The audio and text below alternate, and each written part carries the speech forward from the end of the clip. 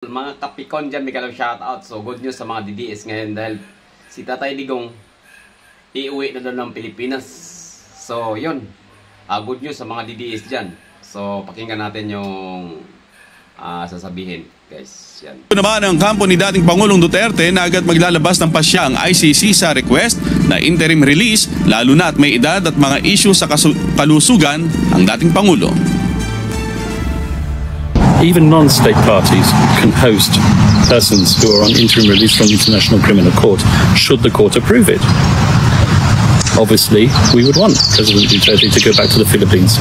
But if I'm not mistaken, the government has already stated, point blank, that it's not prepared to receive him. Sa kalusugan ni dating Pangulong Duterte na ay minamadali na pwede siyang iuwi sa Pilipinas sa mga ano. So mga kapikon, pwede kayo mag-comment sa baba kung maiuwi ba si dating Pangulong Duterte or hindi. So comment lang kayo dyan para malaman ng mga viewers natin. Yan, God bless you. And bye-bye, love you all guys. Salamat sa lahat na nag-subscribe sa ating YouTube channel. Bye-bye, love you guys.